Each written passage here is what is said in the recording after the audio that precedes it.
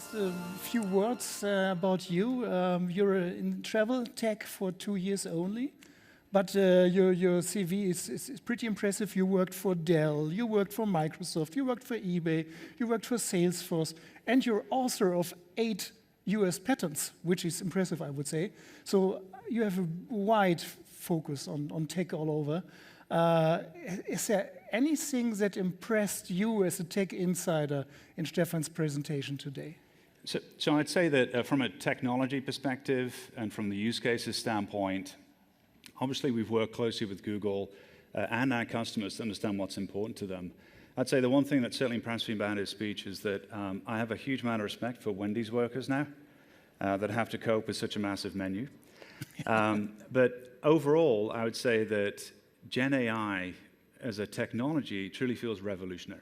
So as you mentioned, despite my boyish looks, I've been around for a while in tech in the last 30 years. And I've seen certain things from a technology perspective evolve, whether it was the internet, moving to e-commerce, moving to mobile, and now into this new era of big data with AI. I would say generative AI is certainly one of those revolutionary moves that I can see helping from a customer perspective, as well as also from an internal employee productivity perspective. Mm-hmm. In my point of view, I mean, if you compare fast food with travel, travel must be so much more complex. So Wendy has this million of options. How many do we have in travel? Probably we both haven't counted it, but it will come double-digit figures, isn't it? So, I mean, we are pretty complex. Are we really made for AI in travel? I would say it's a great example of how GenAI can help, because when you think about the overall life cycle, in my past of, let's say, being at eBay or running Dell.com, when you're buying a retail product, the life cycle of the discovery, planning which product you want to go and buy, feeling comfortable and confident, you've read the reviews, you know what product it is you want to actually go and invest in, you're getting the right price, and you purchase, and then you get post-purchase support. Relative to that, the travel life cycle is much more complicated and much more lengthy when you see people as they're trying to plan travel, as they're trying to make sure that they have the right options in terms of how do they get there, where do they stay, what should they do when they're there, how do they get around, and then the support that goes around it from so many different suppliers that help people during that process. I would say that's where with generative AI, throughout the life cycle, there are going to be elements that are going to be touched through generative AI. And I think we focus a lot around the conversational AI right now, so the ChatGPTs, the Bards, and those types of bots. They're very popular to discuss, the B2C type of scenarios.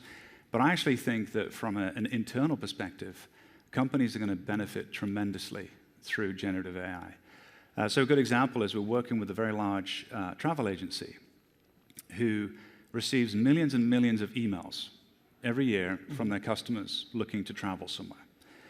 And it takes a huge amount of time for the agents to be able to read the emails, make sure you have the right person that can read the right language that the emails come in, and then eventually go back and forth with the customer and provide them with an itinerary. So what we're doing with GenAI is that we're able to parse these emails, and out of this unstructured email, take a bunch of pieces of information, potentially even go back to the customer if there's missing information using GenAI. So let's say you forgot to put in the return date. We can send a nice email back through the system that then prompts the customer to provide more information. And then it can automatically take that email and translate it into a suggested itinerary that the agent can look at. And it can do it in almost any language you can think of.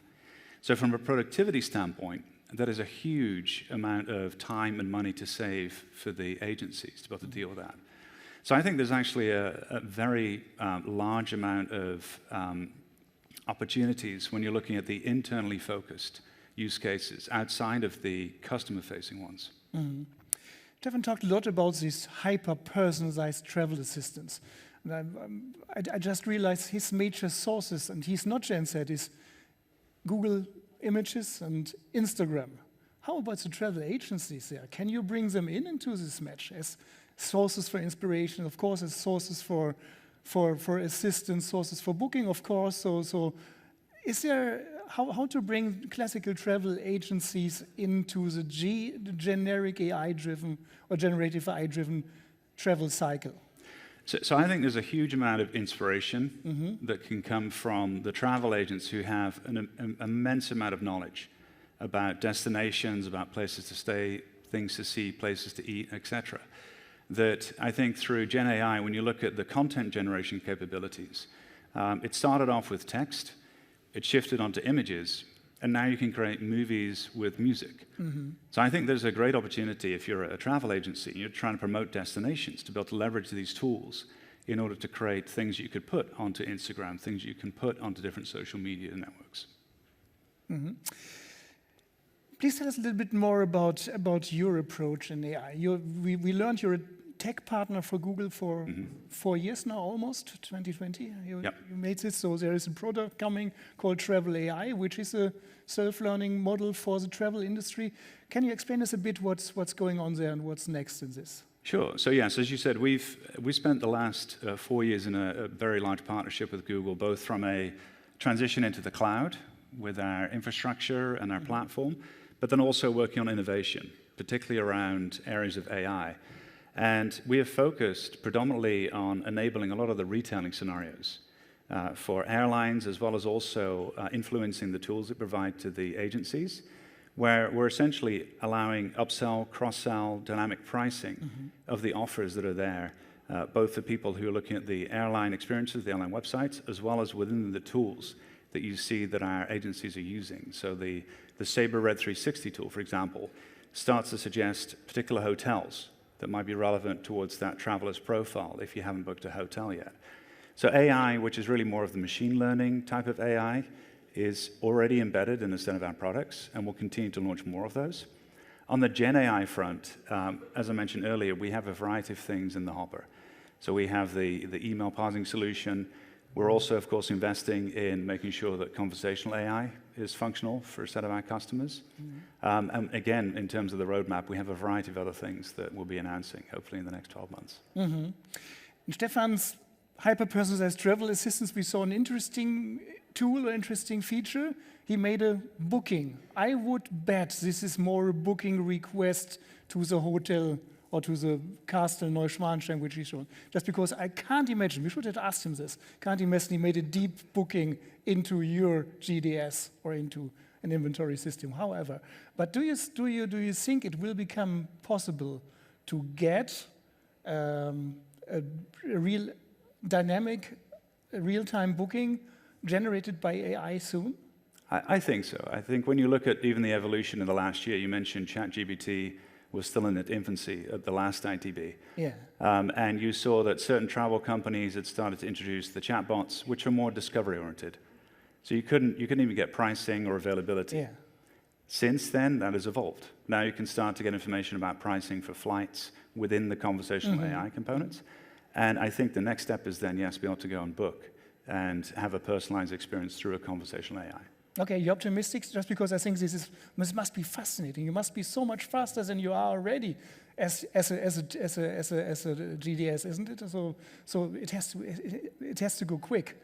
I think it's exciting because also I think it opens up different mechanisms such as voice in order to engage and to be able to go through a planning and booking process that you could do literally in the car, right, versus having to be on your keyboard. So I think there is certainly going to be that next step where the bookings can be generated using these GenAI models.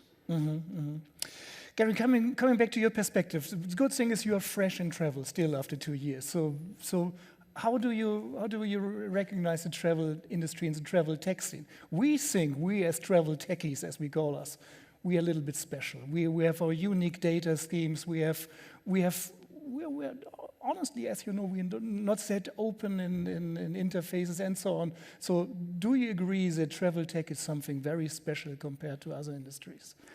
I think in the past, yes. You know, when I think about the e-commerce world that I came from, where over several decades, a lot of those systems were developed and became somewhat similar in the way that they looked and operated, and the data exchange formats became agreed upon.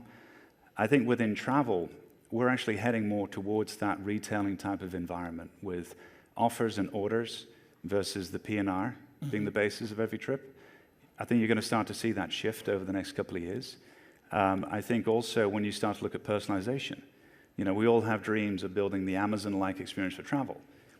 I think that's going to become a possibility, right? As we're able to exchange more information, the format's going to be more consistent, and the platforms are going to get more open. And I think that's one of the key things is that as an industry, we have to make sure that we're working together and standardizing towards open platforms versus perhaps monoliths, which had been the past in travel. So I'm excited. I think there's a lot that we're going to be able to do with that next generation of modular systems. Definitely. How do you think personalization in travel distribution will go on? First, we have your mid-office. Then we have whatever a commercial tool, a CRM tool. We do have, of course, Google Identity. Then the new decentralized identities are coming. The EU passport in Europe is coming. So who is the owner of the privacy? And who is the key, the door opener for real personalization? So I think it's going to come down, obviously, to the places where you're going to research and purchase your travel, right? Whether it's at a travel agency, online travel agency, whether it's at the airlines, at the hotels, etc. I do expect that there will be attempts in order to be able to link the profile information. Now, whether that's through a larger entity like Google, or whether it's partnerships with, let's say, the airline consortiums or airlines and hotels working together, I think the key is going to be able to identify that you, having booked a flight with a particular airline, and then you've gone to book a hotel perhaps somewhere else, that there's a connection there. And obviously, we have to respect all of the privacy laws and make sure that things are compliant in that respect. Yes. But I think that's going to be one of the big things for the industry to figure out, is that unless you're in a marketplace environment and you have a lot of information about the individual and their profile, personalization will be somewhat limited to really segmentation, right? Having a rough understanding about a person's interests that you might be able to glean from what they're searching for. From searching for high-end hotels, you might be able to say, well, this person might be interested in a business class fare from a flight perspective. Garry, final question. As I said already, Sabre has been invented or founded in 1960. It's long ago. And I think we all feel that you're not an old company just because you have a lot of innovations ongoing. But anyhow, are you sometimes jealous about the new kids on the block? And I don't know if Google is still a new kid on the block, probably not. But like OpenAI, I mean, you are really part of the industry. Some call you even dinosaur, which is a bit unfair, but some say so. Are you jealous? Or I like to think of us as a classic, right, that's always transforming. And so I would say we're certainly not jealous. When you think about the startups that are out there in the ecosystem, we look at them with the view of if they're bringing technology to the market that we think can improve our products for our customers, we'll go and partner with them.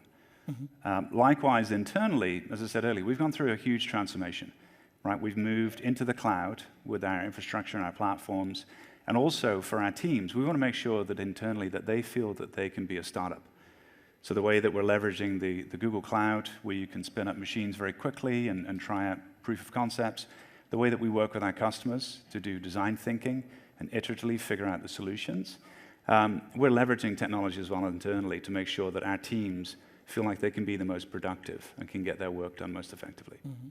So the GDS will become reinvented, and you are the driver of a new kind of travel assistance really made for the travel industry. Right? Definitely, we think so, yes.